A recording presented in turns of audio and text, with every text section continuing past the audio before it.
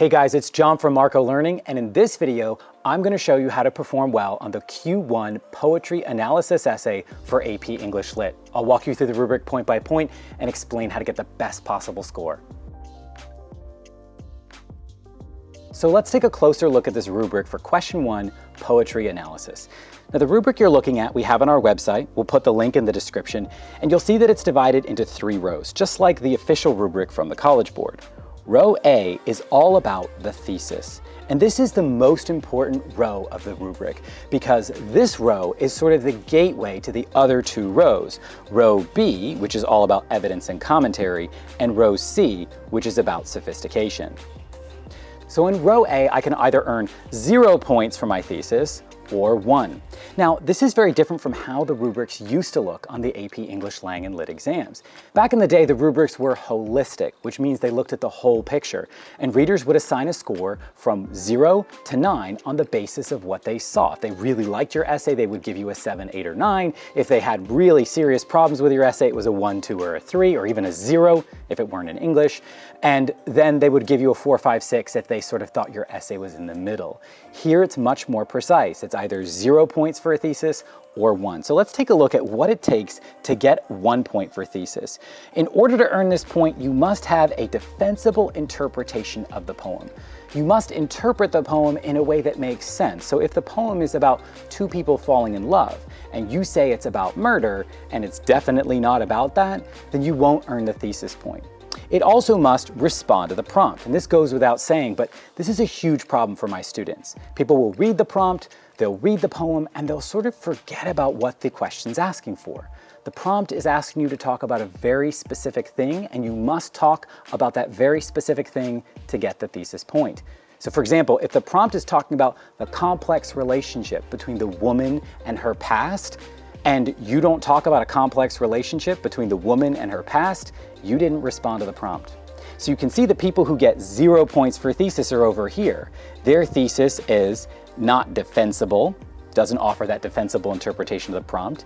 It just restates the prompt. You can't just copy the words from the prompt and then write them or type them in your own words. You have to use the prompt as a springboard for your argument. Summary of the poem with no connection to the prompt. This is a big problem, right? You think you understand the poem's about apple picking, you describe it as such, but basically you only describe it. It's like a Wikipedia article rather than an essay. Make sure that you're analyzing and not just describing. Now be careful about this last one. You can get 0 points on the essay if you merely describe poetic features without making a specific claim. So if you say the author uses blank verse, onomatopoeia, and metonymy, but you don't explain how that connects to the prompt or how that explains the interpretation of the poem, you just listed a bunch of devices and you don't earn the thesis point. So to summarize, to get the thesis point, you want to make sure you have that defensible interpretation that responds to the prompt. My recommendation is put that thesis statement right at the end of the first paragraph. Make it easy for the reader to give you this point. So let's say you've earned the point for thesis, congratulations, you get +1. And that's really important for this next row, the one on evidence and commentary. It's really important because you can't get very far along on this row if you don't earn the thesis point. Really, if you don't earn the thesis point, I'm gonna just draw a little awkward line here, you really can't break through by getting more than 2 points. If you get a 0 on the thesis in the first row, you'll max out at 2 points on the row of evidence and commentary, and that's really a big problem. You're basically ruled out from getting sophistication. So if you don't earn the thesis point, really the highest score you're gonna get on the poetry essay is a 2 out of 6. So let's say though we did earn the thesis point. What is going on in this row? There's all these boxes. You can see how it's divided into evidence and commentary. So let's talk about these 2 things. Evidence is direct citations from the poem. Now, a lot of people think they need to quote the poem. They rewrite 3 lines of the poem in their own sloppy handwriting. They put quotation marks around it. They cite the line reference. That's actually not that helpful when you think about it. The reader has the poem in front of her. She doesn't need to reread it in your handwriting. So when you quote from the passage, use tiny quotes, a particular phrase. So Shakespeare says, "Let me not to the marriage of true minds admit impediments." And you want to talk about impediments, put it in quotes. Maybe include the line number, but more important than your evidence, your direct quotations, is using that evidence as a springboard for your commentary. And what's commentary? Commentary is just commenting on it, connecting what you interpret the poem as, your interpretation, to the larger argument you're making.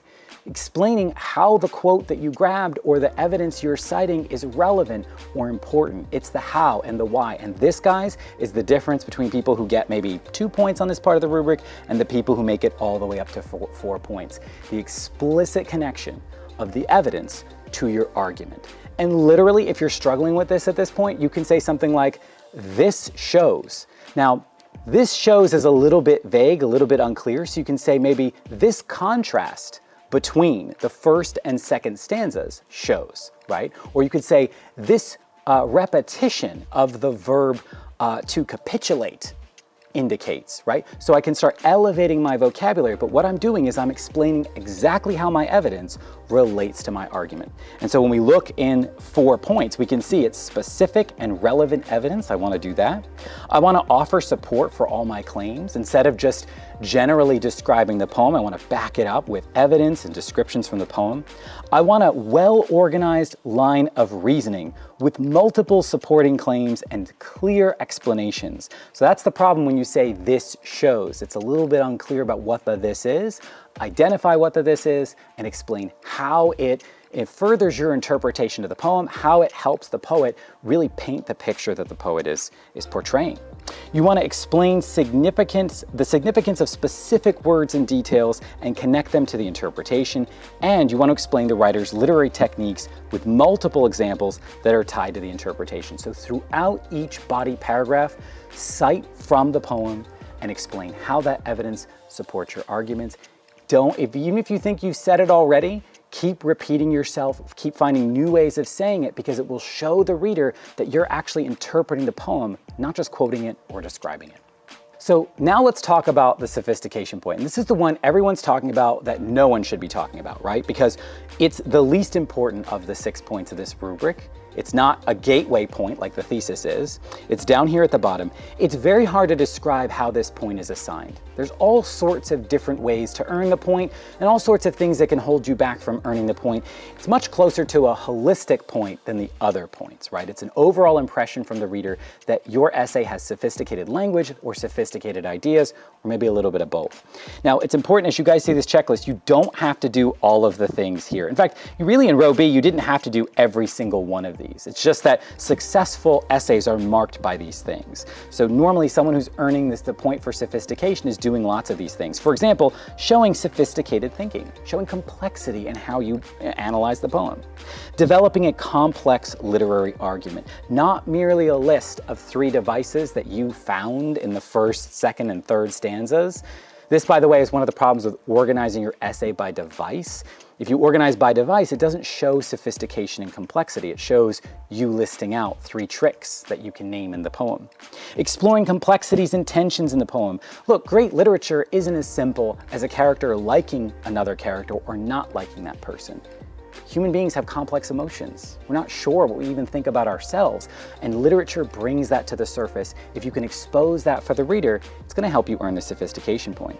If you can place your interpretation into a larger context, show how your interpretation of the poem fits within the broader themes of literature you studied, employing a vivid and persuasive writing style, just writing really well. I love that this is in this part of the rubric because it's acknowledging that this is a literature exam. This is about great writing, and hopefully that's a skill that you develop in your AP English class. And even engaging in multiple interpretations of the poem. Poems don't normally have one single interpretation people agree on. If that were the case, what would literary scholars write about and debate? Literature is a discussion. It's a discussion about the human experience through great works of art that don't give us simple answers, they give us complex ones. So let's zoom out and look at the whole rubric. You need to earn the thesis point to do well on this rubric. And you want to make sure you answer the prompt specifically with a thesis that's really clearly presented to the reader, preferably in the first paragraph, 1 or 2 sentences, make it clear to the reader. Once you've done that, you want to move from left to right on this evidence and commentary row by citing specific and relevant evidence and then connecting that to your thesis. Along the way, if you write beautifully and you show complexity and tension in your ideas, you have a shot at earning the Sophistication Point, which would get you 6 out of 6 points. But don't worry about trying to be perfect, especially not on an AP exam, especially not on poetry. Poetry is one of the most daunting things people study, but it doesn't have to be hard. Focus on what you know, focus on this rubric, answering the question, and filling out your essay with a lot of evidence and commentary.